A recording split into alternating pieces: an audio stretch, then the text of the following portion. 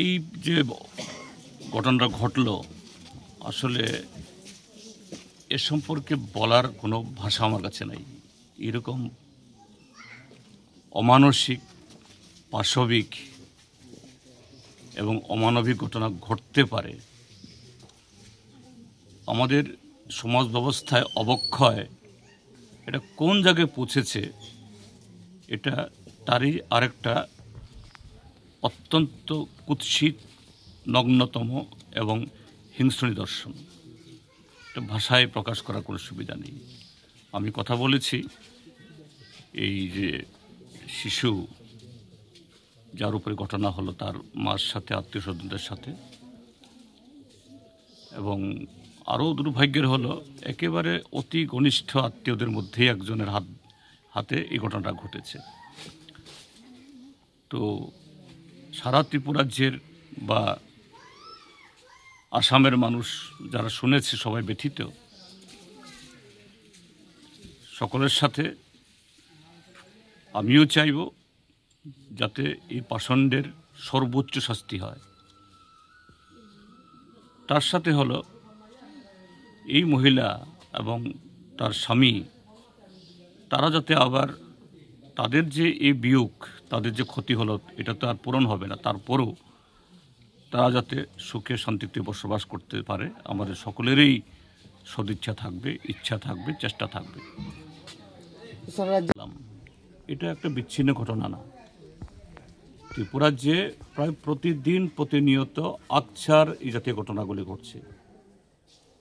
আজকেও পত্রিকা খবর উঠেছে 72 বছরের এক মহিলা এই গতকাল না পরশু অমরপুরে ধর্ষিতা হয়েছে।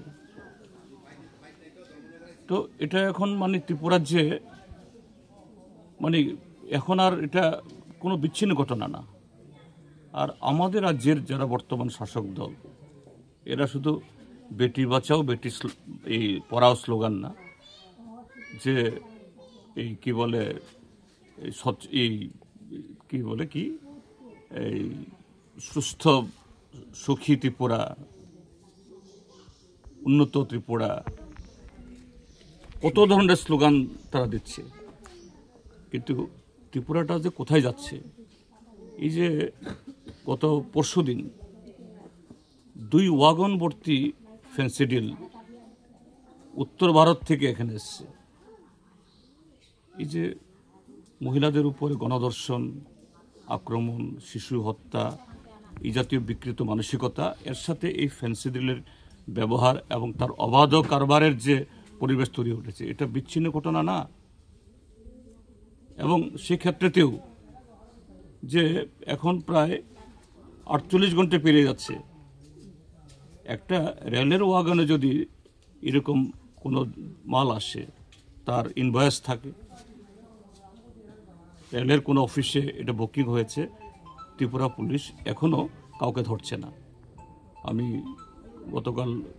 গত পরশুদিন এই উত্তর ত্রিপুরাতে আস্তে আস্তে ঘটনাটা শুনেছি। আমি বলেছি যদি এই দোষী ধরা না পড়ে, তাহলে বুঝতে হবে যে প্রশাসনের উচ্চতলায় রাজনৈতিক এবং প্রশাসনিক যারা কর্তা ব্যক্তি, তারও তার সাথে যুক্ত, এবং এর যদি বিহিত না হয় তার চরম পরিণতি হবে। ত্রিপুরাজ্যের মানুষ এটা সহ্য করবে না। আমাদের পিঠ দেওয়ালে ঠেকে গেছে। কাজেই সেদিক থেকে সমস্ত ত্রিপুরাবাসীকে আমরা আহ্বান জানাবো যে আপনি কোন দল করেন প্রশ্ন না, যদি যে কোথাও আগুন লাগে, সে আগুন মন্দিরও পুড়বে, মসজিদও পুড়বে, গির্জাও পুড়বে। আজকে ত্রিপুরাজ্যে যে আগুন লাগছে, এই আগুনে সব দলের সমর্থকরা আমরা পুড়ে ছাই হয়ে যাচ্ছি। কাজে সবাইকে অনুরোধ করবো, সোচ্চার হন, পথে নামুন। আমরা বিরোধীরা আমরা তো আছি। এটা কোনো ভোট বা ক্ষমতার প্রশ্ন না, এটা আমাদের অস্তিত্ব রক্ষার প্রশ্ন। এই ক্ষেত্রেতেও সমান কথা, এই গ্রামের সমস্ত লোককে এই পাষণ্ডের যাতে শাস্তি হয়, আর এই মহিলা এবং তার পরিবার যাতে এই তাদের চরম ক্ষতি হয়েছে, তারপরও এরা সুখে শান্তি থাকতে পারে, অন্য কিছু করতে না পারলেও আমাদের শুভবুদ্ধি, আমাদের একটু তাদের সাথে ভালো ব্যবহার, সদিচ্ছা, এটাই হবে